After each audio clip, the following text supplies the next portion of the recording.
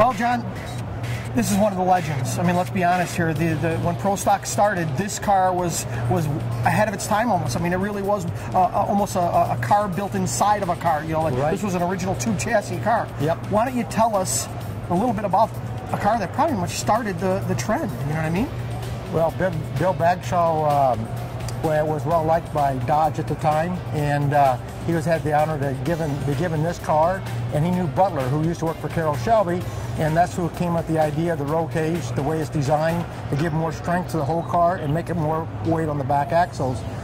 Bill is an engineer. Bill Bagshaw is an engineer, graduated. This is his college colors, and he is. I've never seen any of his pictures of his car that didn't look super nice at any drag race. And he was invited to a lot of drag races just because it was Bill Bagshaw and just the caliber car he brought to the race. Very competitive. Bill told me he never started this engine. He pushed it unless it was ready to run the quarter mile. He says, I built those engines, rebuilt them myself. He said, I knew how many runs they were good for. I knew how much horsepower I had, but that horsepower diminished after so many runs, so you had to rebuild the engine. So Bill says minutes on that motor was a lot to him. So some of the things I noticed, it's almost an understatement to say how beautiful the car is with the way the colors are and everything.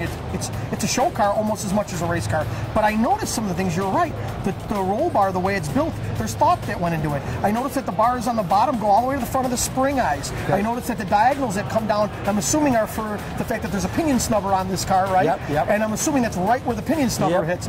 That is really, really well thought out. I mean, if you think about it, this is before the generation of forget four links. How about ladder bars? This car was ahead of its time. Yes, Bill put a lot of thought in this car to make it one of the fastest cars in this day. I mean, really, for instance, tell us some things that he did in the extreme to make this car as light as it could be, yet still be strong.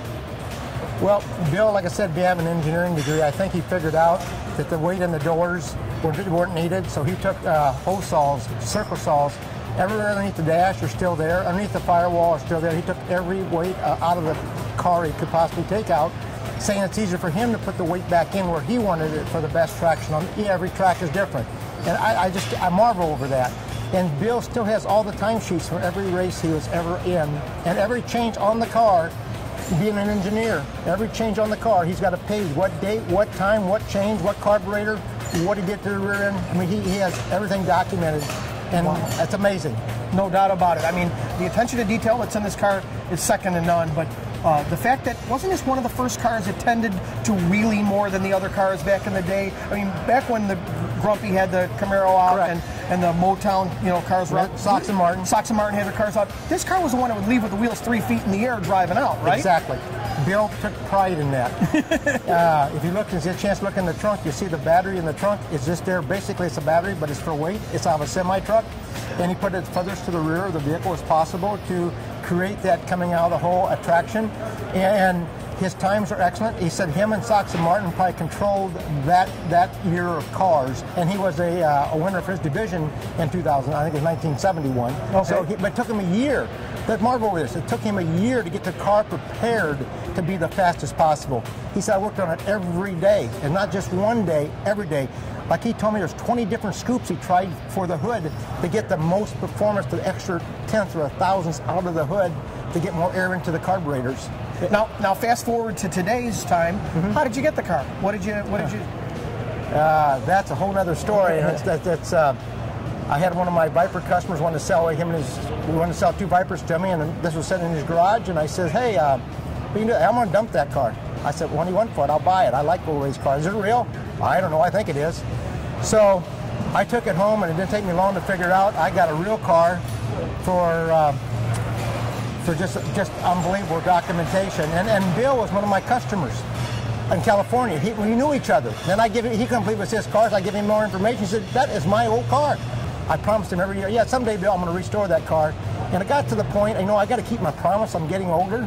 So I had Bucky Hess out of West Virginia, who is a drag racer, restore the car. It took him a year and a half, but we even put the aluminum bolts in the body that he had built. I mean, he thought about aluminum bolts for the fenders, the rear end housings mounted in aluminum bolts, the closure for the cover, anything to take out weight. Bill thought of all those things, and he made it that way. I mean, and Bucky restored it the same way it was back in 1970. That's what makes it amazing, is the fact that the car was that far ahead of its time, but yet it's gorgeous to look at right now. It's a piece of art that was amazing for its time, and it's even still amazing today. So it is. Thank you very much for doing it. And one of the things that I do want to mention, when Bucky worked on the car, we had 2 engines with it. It came with the car, and we took this, and Bill's colors, as you see in this engine, are different than other regular 420s. Bill is an individual, did things his way, and he didn't always was the Dodge way, but he got his notoriety.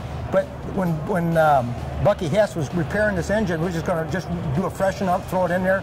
He took off the colors. It was Bill's original engine he had for this car in 1970, which marvelous most people.